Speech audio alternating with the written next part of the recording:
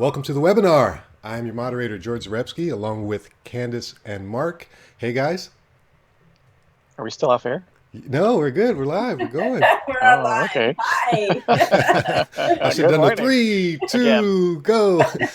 No, we're good. We're good. All right, guys. So we got Mark. He's not on site right now. He's on location in Grand Forks. He just did a 1 million cups presentation there. It was awesome.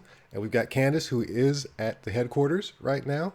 But before we get into those guys, let's talk about what we're here for. We're here to talk to you guys about Aerēz. We've got some updates to give you on our development last week and what's coming up in development. If you're watching right now live on YouTube, please go ahead and take advantage of that chat window to ask any questions you have. We're going to answer all the questions at the end of this webinar. And if you're watching the recorded version, please go ahead and leave your comments down in the comment section, and we will get back to you on those as well. So without further ado, let's jump right into it. Candace, go ahead, take the floor. What do we have? Well, I'm talking a little bit about app development updates today, and we didn't really have any new features that we released into the app, but a couple of significant things is we got the HTTPS enforcement live on the production server with a new SSL certificate. So more security for your app and for your router. So all communications between your phone and Aerēz are now fully encrypted. So if you've seen on the URL before that you now go to the same URL, but it redirects you, and you should see a lock in your address bar. I think with most browsers, I use Safari mostly, so that's what I know.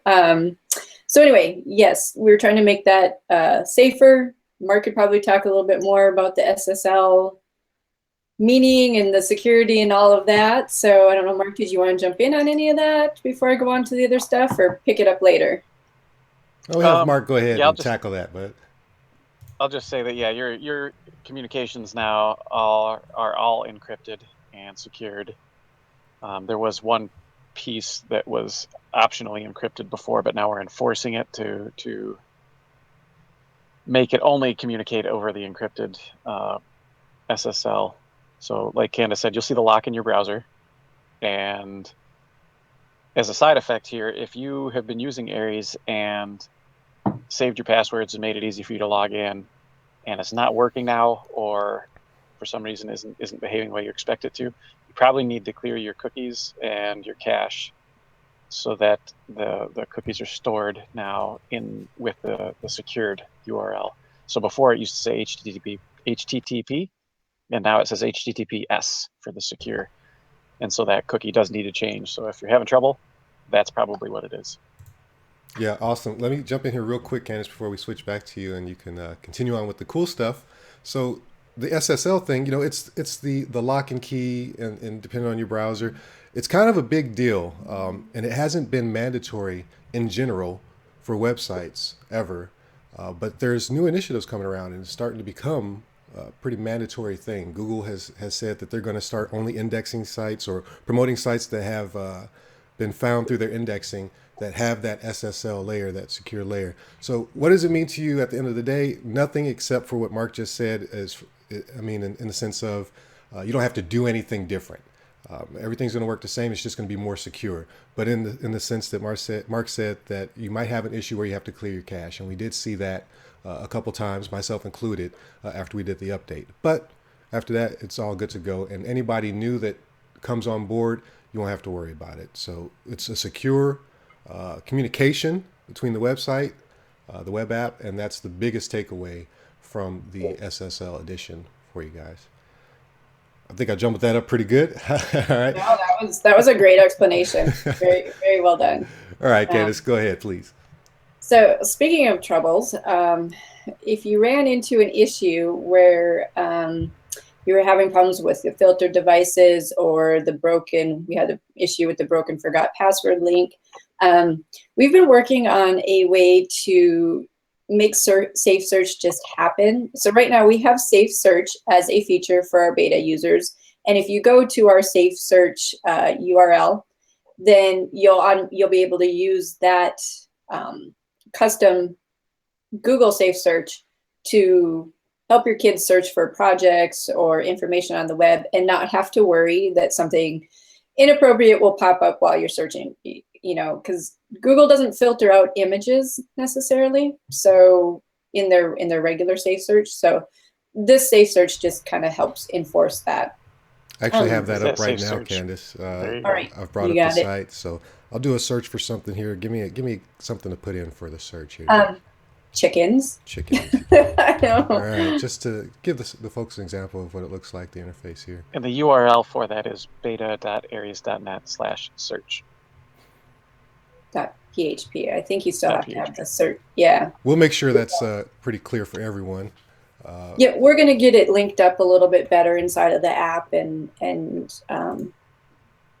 advertise it, promote it a little bit more. But so what we were attempting to do was, if you have a filtered device and you go to Google, we were trying to get it to just work with our safe search. So I guess the technical thing is that we black holed the Google DNS response. So that was kind of a bad thing, and we got it fixed. So in an effort to trying to make things better, sometimes we break stuff. But Well, we are still beta, so it comes with the territory. And so again, we appreciate everyone's indulgence and patience while we go through this phase. But that's what we're here for. That's what we're doing. So yeah, it's really promising. I've used it. I've tried to force it to show me some bad stuff. I've got it up on screen here again. I've tried to get it to show me some bad stuff. Couldn't get it to do it. It's pretty solid. So good platform. pretty locked down, so it's pretty safe for kids under 10. That you want to make sure there's no images that get seen by them. If you're working on a science project or something with your tween, you might have to go into Google to get some more results. But we're going to be tweaking it and adding it, and perhaps even in the future we'll have different levels. Maybe it's ages 10 and under as one setting, and then maybe the 11 to 15 or something. So we've got some different ideas to work with there. Awesome. So that was that. Now, what we have in development coming up is the port forwarding. And I guess the first thing to say is, why do you need port forwarding? Well, if you're running security cameras in your home, or maybe you are running a server in your home and you need to be able to access that from the internet, you're going to want to set up port forwarding for a specific device. The way it stands now, and Mark's really the guy who can probably talk about this more than me, but I'll give just a basic explanation that for security reasons, the hardware that we use blocks the traffic from the internet from accessing your local network behind the router. So if you have a security camera or a server, we have to create a special rule in the hardware to allow this. So in the app, you will see that hopefully by the end of this week, if you go into the device setting, there's going to be a link to port forward, and then you can add the particular port that you need forwarded. That would probably come from your vendor in your security camera, or I guess if you're a tech person, you probably know which ports you need to open up. So I don't know, Mark, did you want to jump in on? And I'm actually showing them the location here on the screen. I've been dying to show off this snazzy new feature we've got here to show show our app real time and what's going on here. But yeah, here's the section for port forwarding. Go ahead, Mark. So I can't see it. I hope I'm at the bottom of one of my devices right now. It's going to show it. Mm-hmm. Yeah, it must show it on the viewer's screen. But yeah, so it's going to be a real simple user interface. It's just going to show the text box where you can type in the port number or a range. So if you have a range, let's say you wanted to do passive FTP or something and have it use 65,000 to 65,020. You just type those numbers in there with a dash, and it would open up 20 ports in a row. If you use just a raw number, we're just going to port forward that number. And so for the ease of use, we're not going to care whether it's TCP or UDP. We're just going to forward both to the same server that you want to run it on the inside. Cool. All And right. if you don't know what port forwarding is, then you probably don't need to worry about this particular feature. Yeah, no This is an need to go advanced there. feature Yeah. for like Candace said, the people that are running servers and custom gear. Now this may grow over time as the Internet of Things explodes, but for now, if you don't know what it is, you don't need it. And there have been a few users that have requested it. And overall, a lot of times I think historically you've had to do this manually. I know I have on older routers, depending on what type of application or game I was using or playing. But nowadays, universal PnP, things like that, it's become more automated. So it's going to be a rare use case. And it's really going to be more for the guys for people that are already aware of what they need to do. So Yeah, I was going to mention that Aerēz is fully UPnP compliant. So as long as anybody else is following the standards for UPnP, we're going to play well with them. But we've noticed that Microsoft Xbox does not actually follow the standard on UPnP, despite being the developers of the UPnP protocol. And so this is there for them, so that they can get their Xbox forwards to remove the restricted NAT warning on the Xbox, among other things. awesome. All right, Candace, what else do you have for us? Oh, well, just the last thing I was going to mention is feature requests. And, we every so often ask our users for feedback. But if you have a feature request, if you're part of our Aerēz community, you can certainly throw that up into the Facebook page. You could also send us an email. I watched Mark's 1 Million Cups presentation today, and Justin, one of our beta testers, said his feature request was he wants a denied by dad message to go to his kids' device, and I love it. so we're gonna put that on the list. Yeah, So that's a definite. That's a must-have. So I think that's about it for what I had to cover today in terms of app developments and features coming in. Awesome, cool. Thanks, Candace. Yeah, Mark, I wanted to get an idea of the questions folks were asking you at the speak this morning. Do you have any that stand out that you could share with us and the answers? Oh, I mean, there was so many good questions. I hope you'll take the time, if you're interested, to check out our video there. I know the 1 Million Cups shared it out, and then I took my own video also, so we'll be putting it up on our YouTube page also shortly. But yeah, I mean, there was just so many good questions that I don't have any off the top of my head that That's all right. That's all right. Yeah, we'll definitely get stand out. those linked out into the description below here, and we'll be putting that out in the newsletter too, so you guys can take a look at that, and maybe they'll answer or they'll ask a question that you were wondering, and Mark will give the answer for that. And again, of course, if you guys have any of your own questions, come to the webinars every Wednesday, 12:30, and ask it live, or you can ask us via our website with our little chat box on the bottom right corner, or email, or our Facebook group. There's a lot of, we try to make as many avenues to get to us as possible. So whatever your preference is, you guys can ask us whatever you like. So yeah, also we have a new testimonial out on the website that was pretty awesome to hear. Obviously, we get really geeked up when we get those, so check those out, and we'll make sure we publish that in the newsletter as well. And there was something else I wanted to mention. Oh, the gift card. Candace just alluded to it, but we want you guys' feedback, so we're doing a giveaway gift card, $50 Amazon gift card. We did one, just did one. We're transitioning from the last one to the new one, so I forget the exact deadlines. Candace, you got the dates on that? We want them to send a testimonial in by the end of this week, and so, like George mentioned, we're publishing more of our testimonials and pushing them out to our social media to give people an idea of what kinds of things people are enjoying the benefits of from Aerēz, and ideas for if you've even if you've been saved the headache of having to grab all your kids' devices at night and you just want to share that with us, that's awesome. We just want to know if this is working for you and how it's working for you. So yeah, send us an email or contact us via social media.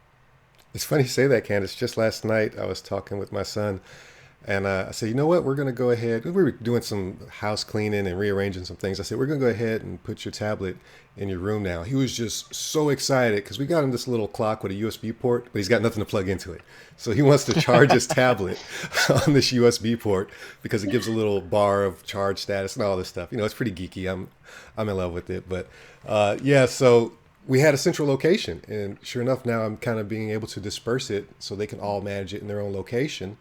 And I feel comfortable doing that because I know he's not going to be up in the middle of the night because I've got the bedtime blocker on. So yeah, awesome. And guys, we want all your feedback, not just the positive, warm, fuzzy stuff. We need, again, we're in beta, so we need all the constructive criticism, whatever. And we've got thick skin. You know, two of us, you know, prior military experience, so we could take it. Go ahead and shout at us and let us know what we need to do to make it better for you guys. One last mention, we are still in Kickstarter. So if you're interested, if you're new to Aerēz and are just finding out about us and you're interested in trying it out, go ahead and back our Kickstarter and give us some feedback.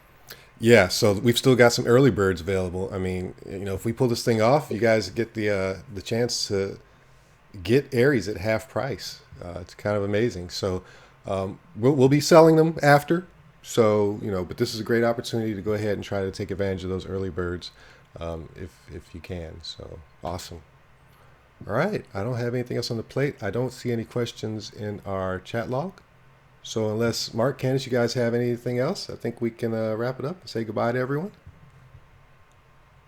No, the only thing I was going to add is that, you know, found some great software tools for doing training. So over the next week, we'll be putting heavy time into our training videos. So anybody who's been a little weary or concerned about starting up Aerēz and how to use it correctly, you're gonna feel confident after watching us, the pros, the builders of Aerēz, show you how to do it. You're gonna have no problems getting through those screens and making everything happen, so that you can be as happy with it as we are.